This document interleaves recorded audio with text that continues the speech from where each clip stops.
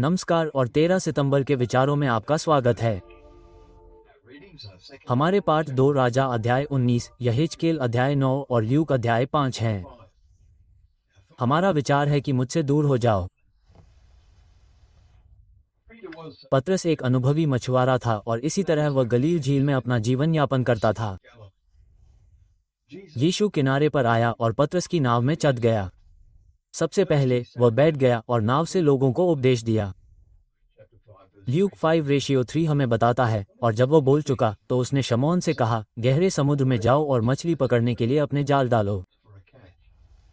और शमौन ने उत्तर दिया, स्वामी, हमने सारी रात मेहनत की और कुछ नहीं पकड़ा, लेकिन आपके कहने पर मैं जाल डालूंगा। पद 4 से 5। हम इस कहानी को अच्छी तरह से जानते होंगे, लेकिन कल्पना कीजिए कि आप शमौन हैं। उन्होंने रात भर अपने सारे अनुभव का उपयोग कुछ मछलियां खोजने में किया होगा। उन्हें अपने स्वामी के जाल डालने के आदेश पर आश्चर्य हुआ होगा। नाव से प्रचार के बाद शायद दिन का कम से कम मध्यकाल रहा होगा। क्या हुआ? और उन्होंने बहुत सारी मछलियां पकड़ ली और उनके जाल फट रहे थे।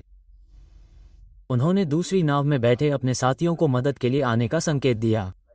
वे आए और दोनों नावों को इतना भर दिया कि वे डूबने लगीं। पद 6 से 7। उस समय आप क्या सोच रहे होंगे? हम पढ़ते हैं, जब पतरस ने ये देखा तो वह यीशु के घुटनों पर गिर गया और कहा, मेरे पास से चले जाओ, क्योंकि मैं एक पापी मनुष्य हूँ, हे प्रभु। उद्धरण चिन्ह। स्वाभाविक रूप से उसके साथ मौजूद सभी लोग चकित थे। पतरस विशेष रूप से खुद को मसीह के साथ संगति के अयोग्य समझता था। इसका प्रभाव पहले की तुलना में कहीं अधिक था जब यीशु शमौन के घर में प्रवेश कर रहा था, जब उसकी सास तेज बुखार से बीमार थी और उन्होंने उसकी ओर से उससे विनती की। वह उसके ऊपर खड़ा हुआ और बुखार को डांटा और वह उस पर से उतर गया और वह तुरंत उठकर उनकी सेवा करने लगी। अध्याय 4 एस 38 और 39। लेकिन पतरस अब यीशु के प्रति बहुत विस्मय में था। वह अपनी अयोग्यता के बारे में गहराई से जानता था। जितना अधिक हम इस पर विचार करते हैं, उतना ही हमें मसीह के सामने अपनी अयोग्यता पर विचार करना चाहिए। याकूब ने अपने पत्र में विश्वासियों को ये बात समझाने की कोशिश की। मेरे प्यारे भाइयों, सुनो।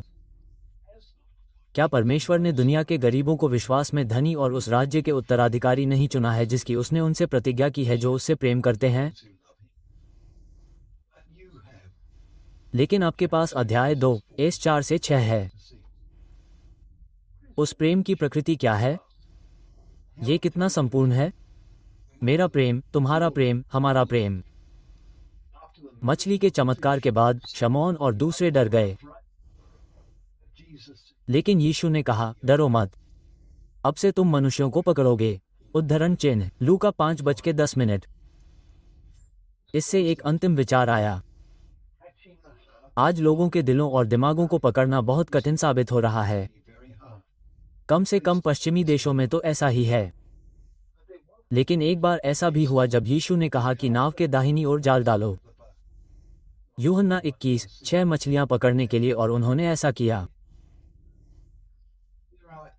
और आज बांग्लादेश जैसे गरीब देश है जहां आध्यात्मिक मछली पकड़ना कहीं ज्यादा सफल है।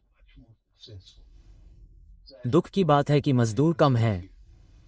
आपका क्या कहना है? आज के विचार के लिए हमारे साथ जुड़ने के लिए एक बार फिर धन्यवाद, जहां हम सब मिलकर परमेश्वर के वचन के पन्नों को खोल सकते हैं, ये जानते हुए कि वचन हमारे पैरों के लिए दीपक और हमारे मार्ग के लिए प्रकाश है।